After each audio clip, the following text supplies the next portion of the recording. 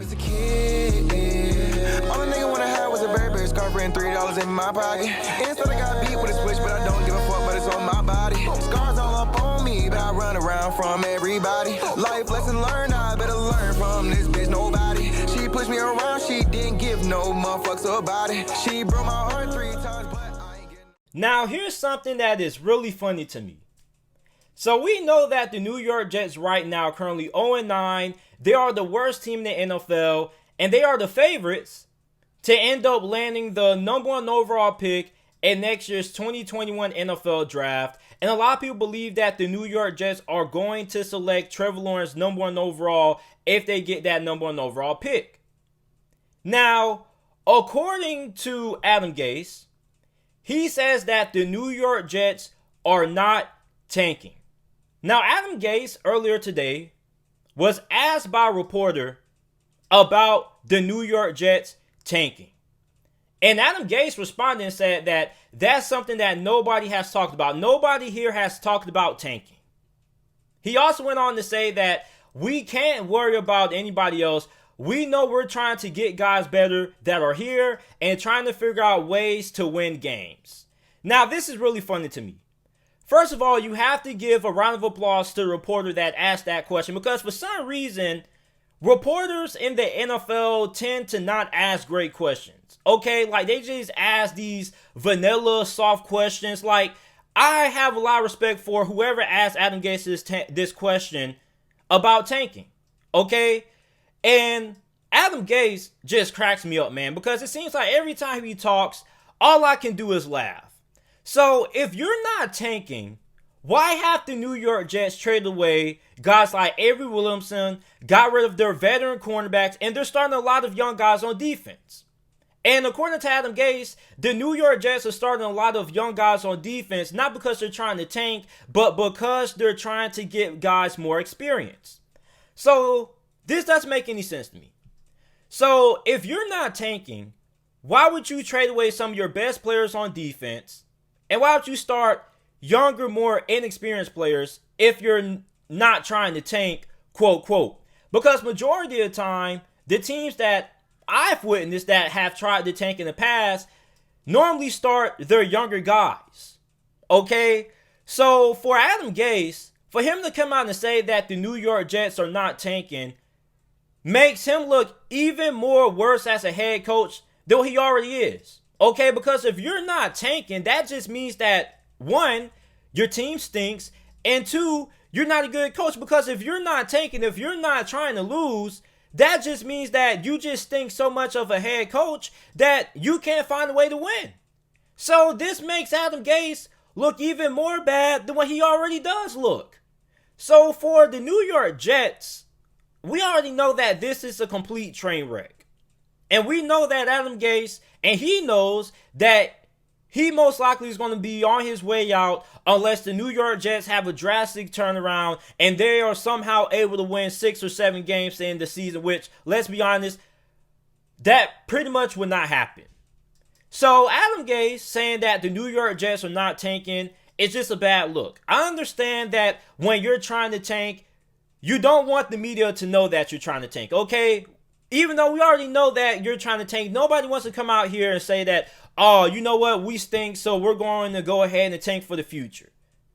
So for Adam Gase to say these statements, I mean, it makes sense, but it's laughable. Because obviously we know that the New York Jets are trying to tank.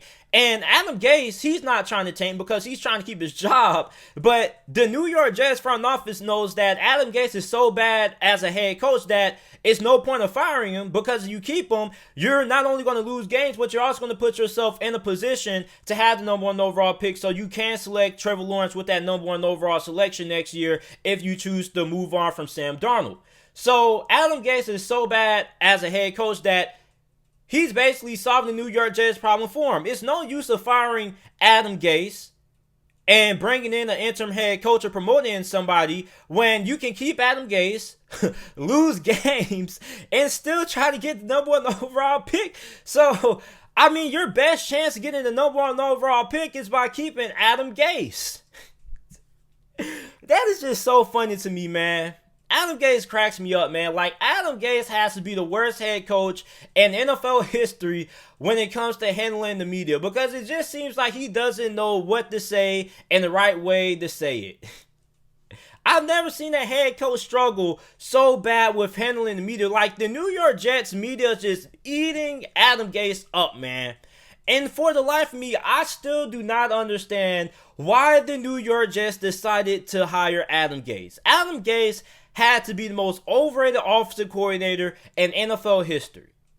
Aside from that one brief playoff stint that the Miami Dolphins had a few years ago, he hasn't accomplished anything. And he doesn't know how to manage relationships with star players. I mean, Adam Gase has to be the worst coach in NFL history, or at least one of the worst coaches in NFL history, because there have been some pretty bad coaches in the history of the NFL. But I don't think there has been a more worse head coach than Adam Gase. He doesn't know how to handle the media. He constantly lies. He doesn't maintain great relationships with his players.